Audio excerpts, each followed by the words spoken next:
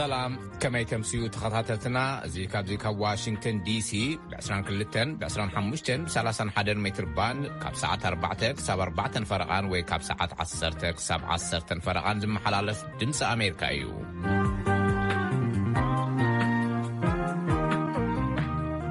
لومي قدام كلتا تحساس كلتا شن 14 عامة مرد ويدما 11 تحساس كلتا شن 21 يو أبناي لومي قدام مدبنا مس أبو ومبر علم لها منقصقاسي أكل آتو سجل حقوس استقبرك علم للسينا كنفنو نقرصن السرارحان زي منقصقاس كمون أبقربا زي مس حيلتا تقراي حبيرهم نخسر حموس سانوم زوز هو مجلسن كالإن أزراري بناي لنا أبز مدب كاب حزوز مسح حتوتاتون أتقالي لنا مني أفورقيا نتزر بكايداتو نابوك حلفكم يا قني لي مجمرتا سجد نزع على متي أنا مهفق على الناس اللي زخونكا بشمين بشم سمعتن عزي مسكنكا مجمرتا جن مسانان مسمعتنا منتن كتلالي سجد حاجوس منيو قرب استدحر بيتها قلت لنا سلام نيا يا مجمران دنسي أمريكا تقرينيا نزعدل هيكم لنا من قصاص تايمس نقول مهابكم يا مسجنكم شماي وسن سجد حقوس في بحد أب سمرات وليد سمرة دعابقي أب زوانزي أب الشودة أب كتماعي توريدهم أب سمرة يونيفرسيتي تماهيرة سهلجي لجناون أب دب أفريقيا قومو إنترناشنال سيلو ويد عالم لهاوي وعلى هجد بحد أب زوان أب لقمة الله شودة بقومو درجة أب أحقراوي ركبات ويد ما إنترناشنال ريليشن مهمون كارا ماستر سالن مالتي أب سرح عالم أب سمرة بزنبر كله أب تفعلي بكاتك ثم هرقينه لحرائيهم كم نحتر وان أبتي وشتاو قداد باكر ما يحقي أما هرقينه لحرائيهم أب من سلفتي أبتناي عبال عام سلب البهال أبو نستوصنا وان صريحي أبتناي وتدرنا عالم كم سبي بالحامشاي زوري أخوينا لغد كي أفتي سلستيو ناي 9 شمونتن سجع كل تشعز النظر أو استفادة زي أواناتهم كم إفتراوي قبو إيجيري أبو تساتفكي حجد ما أب زيناي وطع عالم كان كاز قبر من قصاصات اللي أبطاو مدنبس منو حوان أبو دونتكال صرحة لزبلخو يدلخو حجاب زي قوان زي كان أبو مبرناي عالم لخاوي من قصاصيات كل إفتراوي كوينة أبزي تحلف عامة جميرو يقلقل اللهم عليكي سجد ناب زي حج زلخالو أتينا أين خن الزرارب أبزي عالم لخاوي من قصقاسي أكل بزملكت مالتيو نمجمر ذا أكل سجد من قصقاسي أكل سيفيكاو متأخخابدي ويس بوليتيكاو ترنافه ويكاد بوليتيكاو الدابي انتايو من البات أبزي كل جديد مدنا قارب بفترين اليومية زي حدا هزواو من قصقاسي كم من قصاص نتم كبوليتيكا وصراح تصرفي الذي هزوان بوليتيكا ومن قصاص معنا بحاجة لنقولصه زي ما ذكر حدا نتهز ودي بكا أنكحكا نقال سنتاو مخنياتو زقال سجد زي هز دعوات كالسي كونن أبدي أسفورة حمد الله نعمتا كلايكا بوليتيكاوي سقط هزم سو بوليتيكاوي شجر الدم سو شجر يدلنا بيأتاس الذي نزول نفتح زعلمة من قصاصي مخنياتو انتينا نبلا بعالم لخاو من قصاصي أكل ما قد قلتا ويقال سنة ولدتاتي ስለዚህ ለመጀመሪያ ጊዜ ዘመጠ መንቀሳቀስ አይቆና ግን እኩብ ድምርና ይዘቃል ስታፍ ደምጾ ህዝባዊ መንቀሳቀስ ስለሆነ ነዚህ ሁሉ ያጣን ይርሰረህ ስለዚህ ሲቪካዊ መንቀሳቀስ ይፈጥራክት ምጽለው ወይ ነው ሆጣው ምጣይ ተፈልኛ ማለት ስለዚህ ክልቲዩ መባልካ አለው ሲቪካዊ ምትኸኻብ ወይ መንቀሳቀስን እንደገና ፖለቲካ ወዳበኒ መባልካ አለው إكالي في من قصاص مبالنا ونبعلو قلات كوينينا نسمعنا مهناتو ممكن قصاصو لنقرات انتايتي الكابي أطلابي هذا اللابتا بوليتيكا وشقرات دم صبن كان قازم الكوي حزب التساتيفو حزب أسليفو قصر حزب ذلي نبعلو نتوش ذلو صرعات تكون نتوش ذلو ملاخو مجلة نعوق إلا يندحر كوينينا حزب تعرف لذلي نسيو كفل ذا أبكتيو ونتوش دقيليو إذا علم لخاو من قصاص سجد انتا يوناي قربان ناي رحوقن شتوتاتو من البات أبتي من قصاص ناي قربا ستايل نلوت زعلمه من قصاص مقبال أبي إرترا قلت فلوت المسألة أبتي زنو علامه وقن إذا أزي حسن ملاح موجلة أتحساسون بسرعة كلجس اللي ونقرات مقبالي بعدي جن زهاجر إيرترا تبهر كل جزءاته هزوان كيتعرفه لأولونتهم زرقة بتصل زد تخبير زخدوا من قد مفتاري بعدي جزءاته جن لأن حق المسار كل أسرار حقولنا بإيرترا كجلجلي نبعلو جيجاتنا بمعرة استحوذ قونا أكيدا سرحلو تتكلمتنا كل تسجاتات بقولوا مسألاتهم زخبروا القونا له أبدين زعبي مسرحنا نزل ختم أركن زتن كم زدلي كم مسرت أول ناي محجاس نايتي حبرة سد مثل كان نايتي كبرت التجهيز زدل سلزقنا نزون ننوح كلام عيرنا مسرح لنا أزي من قصقاسي أكل كفتم قدم إذن برو نعملت بزحت ودابتات ويمتخابات نيرم تحرن ويدخيمهم ويتدخيمهم تريفهم ويتأفيهم ويون بزح زفري ونقر زي لو خوينهم زترفوا متخابات ترائيمي ممو أزي من قصقاسي أكل كفتم قدم إذن برو ويزلوون ببينهم متخابات بمنتا إزفله زمساسلو خلدو بس زي ما فصلوا مجمع حاش قال سذكايد من قصاصي زي ما فصلوا كان زول قتي قال سنة ولد تاسل بخوني زياتهم مستجاجي ونخي دقم زياتهم ذكروا ونجارات نخي جبر نتايح جبريلنا أرتي نخدنا نبرنا مسرحة زرر بات برأنا حدث تسلي دقوبرو زخاب من قصاصات ويزنبرو ودبات ومتقرنا فاتنتايو هذه هذا بقصة حيل مقاني معناته كتماتات نزيز نبره طريقة تعقل تشنع عصر شمونتنا منغو كلت مرحت هاجرات صوصواي بزمثل ملك أبشم سلام دسينكا زمت نجارات مصرائية هذه بحنس أي أكل ولا نجاري لذي إتي أتحنانس ويتأمل سرارتي فلين ندلو هذه لما كأوتو خمسة زري كان تاي هذا ونت زمسرته مقصقاس مخانية هذه اتصالات حمرات النايزي من قصقاس هذا مخانو حدا فلي نجاري قال ملكوع زي كيرا جن بحق أكثر حل ذل ويلنا نعمل له اثنين صندوق جواباتي لما نهجر وربحنا قديم نقول له أونة إيرترا زبان أخبيره أما تكلم ديمقراطي ويدما سب أونته تتقيل زي مرح نتمسح لو تنزل على اثنين صندوق جوابات متونين لما كم بوليتيكا ود كم قوم بيكونا كم تقدمنا زلنا كم هزباهم بوليتيكا ونسرح سرحنا من التنا هجراوين حيلتها الدبالة ما إيرتراوين حيلتها ما يبحث ما بصندوق الجواب متوسط زي قدس أبينا يجي خمسة يوسف معه أو حسكات راح ينزل علامات أمودة من صح زلال لنا معناته تتنات أتيكا تحرارين كان الناس كذا جبر ما بوليتيكا ولا دبا هذا جنيا بومخان معناته بوليتيكا وتحساسات تايكون كأوت الناس وانزي أنت إذا نتي أبكني زلوا تلاقي متقاري زي أدم ما صار تقصينا ماتت قدن حدث أنا لنا زبيرتا زي ما زفرعات مجلو لأن إذا تأتوا زي ديمقراطية والجوابات إن تحساسات مولو نمو قد زرح أتوكير سكندري زخونة إيش سندار علكا زجبر قاسم زي مخاني لذي إتي سرتنا الجوابن سليدة بلوك لكفل مني كاتم قلملو من زنبرو ودابتات أزيم بزحات اليوم تم بوليتيكا ودابتات وودابات نابلو زمتو هزبون حد زي سكفتات ويتمطرط آراتون سل زرعي بزح صعبتنا مركب كنوتات أيرن كم زنبرا يزربي مو إذا نتكون من قصاص كسب كندا إيو هزب تقبل وتبلو سجل هو طبقت حتى معناته تقبلنا حزب زي من قصاص نداو دا خمي دقيق كم زبل خوي زي من قصاص زي نحن عندنا بقصنا يكون حزب زبل قصي حزب زعق فرح كسرح تسوى نقبر تسوى لنا معناته كنت شن عصر ترجعت بحرينا ملء حزب زنبوري نالبات أبتو دابتات كتسرح نكلقها نفتكال كتير وقول لقى حدا من قصاص زحت الكبل نايقد النتي نصد مع كل التنجراتي سمعي زبقوس الله حساب زبقوس الله تقبار دقبر كالله أبزي نزل ثلاث إنقاط إنك كيت كلقة نايقد النت قليل دحر قبل من قد دخفت أركالي يستراوي شجر متجلو إمنة موجالي مهنيات السرعات إمنة وسيدونا يحبرت سب لزبالعه أبي أتراوي نطرد أراك فتر نايقدني فلذي تتجوبرا كايدا حدا جدي من البات بصوات يكوننا نيجاتات كم تطلع مثلنا نيجاتات ناقل وما أرم تامسكها عندما حيشنا هذا سمع قدقية دي فلذي هذا كأمنك راح يكون تسرح كون له نهزو زربحون تجبر كذا لك هذه هذي الله ديوم الزنايا من قصاصي أكل تلكني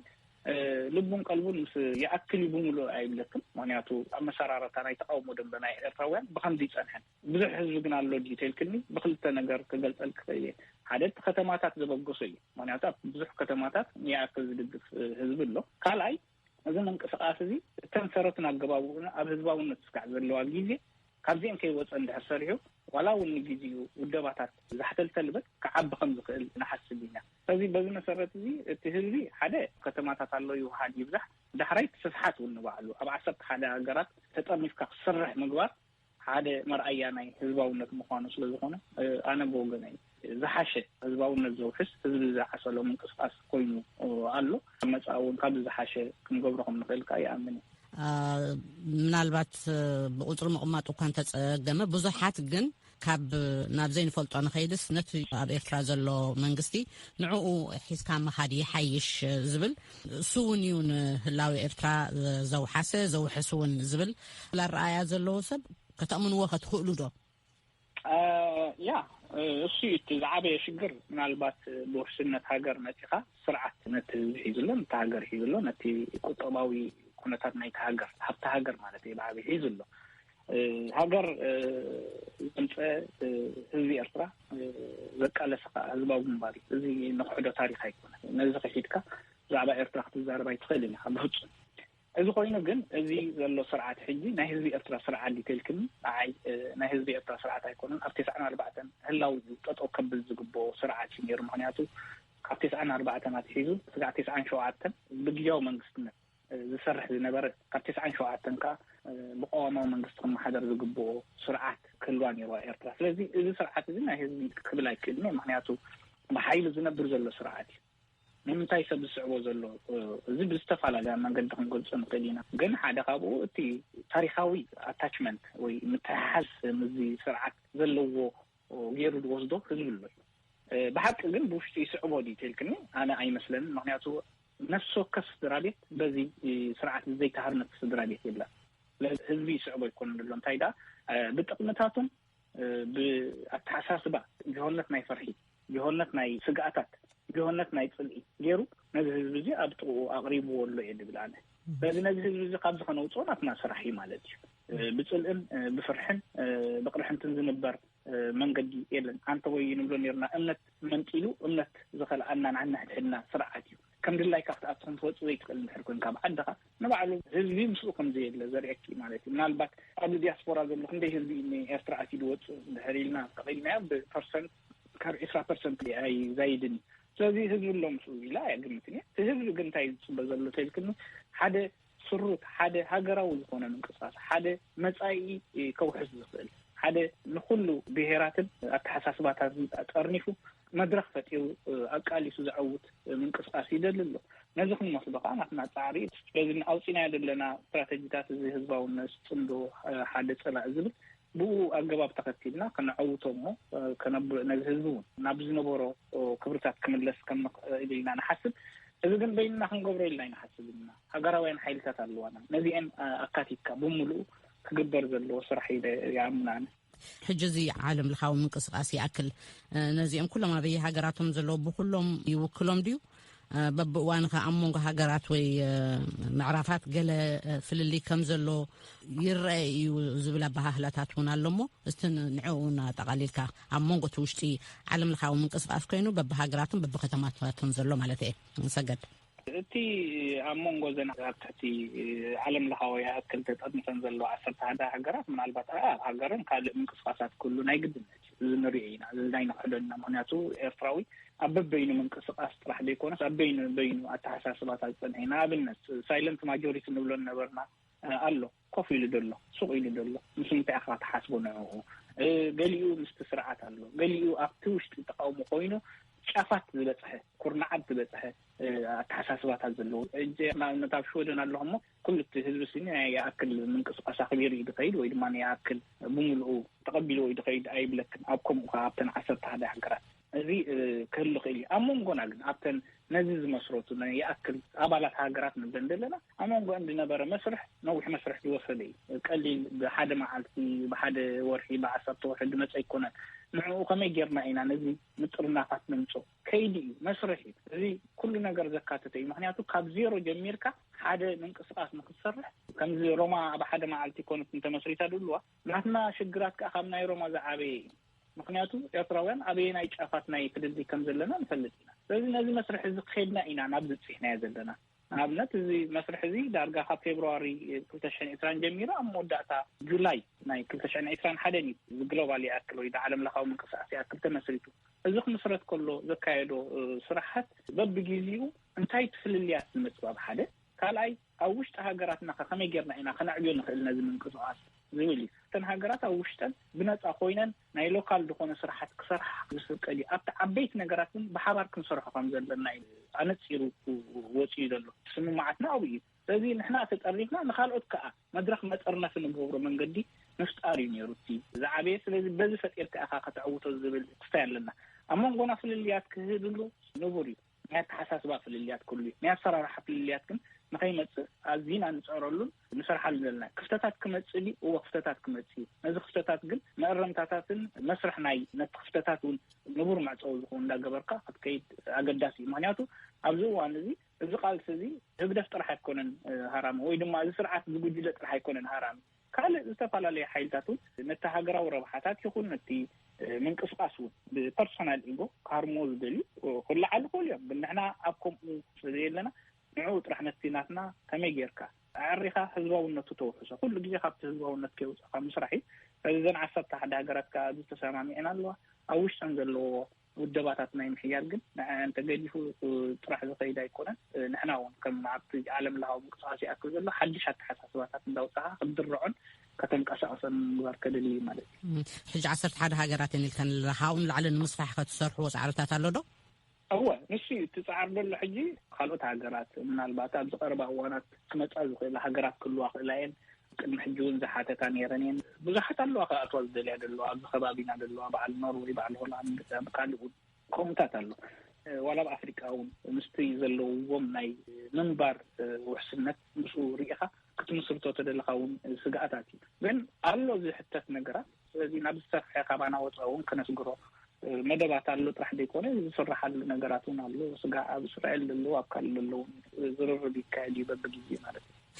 ኣብ ኣሜሪካ ዘሎ ምንቅስቃስ ይኣክል ቤት ጽሕፈት ፈልዮም ብቐዋሚ ዝሰርሕ ሰብ መዲቦም ኣለዉ እሱ ጥራሕ ስርሑ ዝኾነ ሰብ ማለት እዩ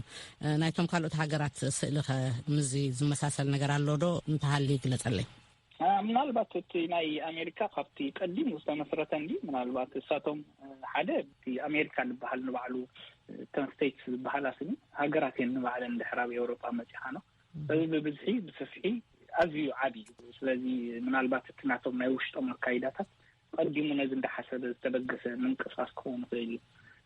ስለዚ እቲ ናታቶም ኣብ ውሽጦም ዝገብርዎ ዘሎ ምናልባት ኣወዳድባታት ዓለም ለኻዊ ያክል ምንቅስቃስ ኣዝዩ በራኺ ኢልና ኢና ንሓስቦ ንሕና ምክንያቱ ኩሉ ግዜ ብድኹታት ከጋጥመካ ኣለዎ ከምኡ ናብቲ ዝለዓለ ዝበረኸ ደረጃ ዝፍገረካ ሓይሊ ክህሉ ይኽእል እዩ ስለዚ እቲ ናታቶም ስፍሕ ዝበለ ኣተሓሕዛ ብብዝሒ ኤርትራ እውን ኣብኡ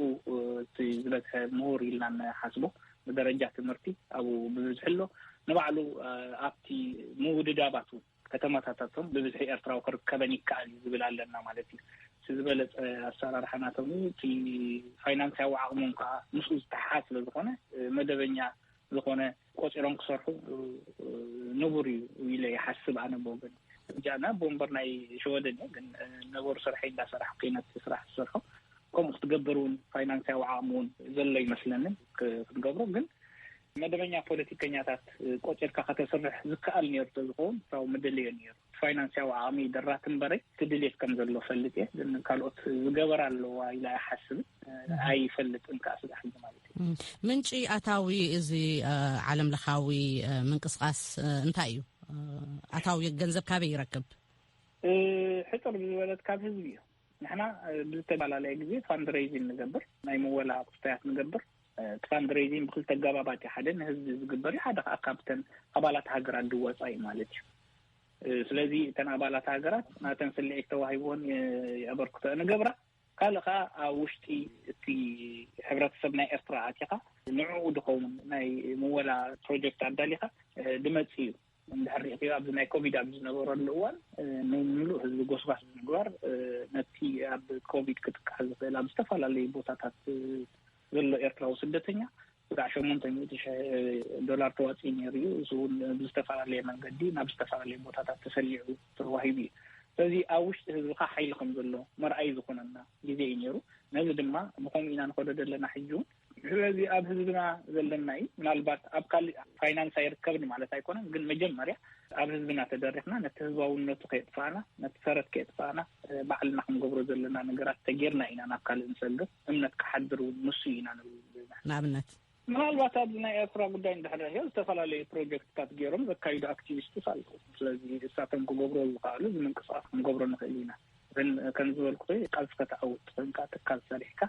እቲ ተምፅኦ ሓገዛት እውን ንሃገራዊ ጉዳያት ንረብሓ ሃገርን ህዝብን ከተውዕሎ ክትክእል ኣለካ እምበር ብኮንፈረንሳትን ብገለን ጥራሕ ወዲእካ ትኽእል ነገር ንድሕር ኮይኑ ንቡር ስለ ዘይኮነ ኣብኡ እምነት ከነሕድር ኣይደልን መጀመርያ ኣብቲ ህዝቢ ከነሕድር ንኽእል ነገራት ካብ ውሽጥና ክኾኑ ኣለዎ እምበር እዛ ዓለም እዚኣ መንፈልጣ ኢና ክንደይ ፕሮጀክትታት ኣዳዲኻ ካብ ዝተፈላለዩ ትካላት ናይ ረድኤት ከተምፅኦ ከም ትኽእል ትሕትዮ ይብልን ኣነ እዚ ድምፂ ኣሜሪካ እዩ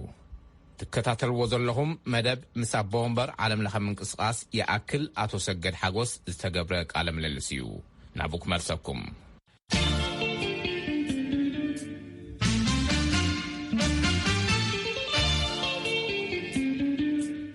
ናብቲ ዝቕፅል ሕቶይ ክሓልፍ ተሰገድ እንታይ እዩ ኣብ ቀረባ እዋን ምስ ሓይልታት ትግራይ ሓቢርኩም ክትሰርሑ ምዃንኩም መግለፂ ውፅኢኩም ነርኩም ንስኻ እውን ምስ ኣምባሳደር ብርሃነ ገብረ ክርስቶስ ኣብ ሓደ ቃለ ምልልስ ተራእይካ ነርካ እሞ ሕፅር ብዝበለ እዚ ርክብ እዚ እንታይ እዩ ድሓር ከዓ ንዕኡ ምስ ረኣየ እውን ብዙሕ ሰብ ኣብ ማሕበራዊ መራኸቢታት ቁጥዑኡ ክገልፅ እውን ተራእዩ ነይሩ እሞ ብዛዕባ እዚ እውን ምናልባት እታ ስእሊ ኣደናጋሪት ፈጢራ ዘላ ምስ ኣምባሳደር ብርሃነ ኣብ ቃለ መሕተት ገለ ይክዋ ይነበረትን እቲ ኣዋጣጣ ኣኳ ቁርብ ዋላ ንሰብ እውን ተደናገር እንዳይሓቅተቲ ምናልባት ግን እቲ ርክብ ንምንታይ ተደልዩ ዘሎ ኢላ ብቁርብ ክገልፆ ኣቀዲሙ ብክፍሊ መጥናዕታዊ ርክብ ኣባይታ ዝበሃል ኣለና ሓደ ንሱ እቲ ክፍልቲ ንነዊሕ እዋን ከፅንዖ ዝፀንሐ ጉዳያት ነይሩ ማለት እዩ ካብ ነዊሕ እዋን ማለት እዩ ካብ ዝሓለፈ ዓመት ጀሚሩ ዳርጋ ኣብ ወርሒ ሰነ ሓምለ ቢሉ ኣብ 2020 ስጋዕ ሕጂ ዝኸይድ ዝነበረ መፅናዕትታት ነይሩ እዩ ምክንያቱ ቃልሲ ኣቕሪብካ ናብ ኤርትራ ከመይ ጌርካ ኢኻ ነቲ ቃልሲ ከተዕውሮ ትኽእል ምክንያቱ እንታይ ዝብል ቃልስናስ ኣብ ውሽጢ ዝዕወት ኢና ንብል ኩልና ኤርትራውያን ኣብ ውሽጢ ትለውጥ ዝመፅእ ኣብ ውሽጢ ዝለወጥ ካብ ውሽጢ ጥራሕ ዲቴል ክንብል ካብ ውሽጢ ጥራሕ ኣይኮነን ናይ ደገን ናይ ውሽጥን ተሓባቢሩ ዝግበር ቃልሲ ንዓወት ከም ዘብፅሖ ንኣምንና ምክንያቱ እዚ ናይ ደገ ቃልሲ ደራዐ ጥራሕ ዘይኮነ ነቲ ህዝቢ እውን ተስፋ ዝህብ ነቲ ህዝቢ እውን ሓይሊ ዝህብ እዩ ስለዚ እዚኣ ብምርዳእ ነቲ ቃልሲ ከመይ ጌርካ ብቅርበት ናብቲ ዞባ ምስ ዘሎ ኩነታት ኣብቲ ዞባ ከመይ ጌርካ ትሰርሕ ንረብሓ ህዝብን ንረብሓ ሃገርን ኣብ ኮምፕሮማይዝ ከይእትኻ ብዝብል ኢና ተበጊስናሉ ስለዚ ምስ መፅናዕቱ ነዚ ከካይድ ዝፀንሐ ክፍሊ ዞባታት ብፍላይ ኣብ ሱዳንን ኣብ ትግራይን ነዊሕ እዋን ከፅንዕ ፀኒሑ እዩ ኣብ ትግራይ ሓይልታት ኤርትራ ዝኾኑ ብረት ሒዞም ዘለዉ ኣለዉ ኣብ ሱዳን እውን ክህሉ ዝኽእል ተኽእሎ ርኢና ኣብ ታሪክ እውን እንድሕር ርኢና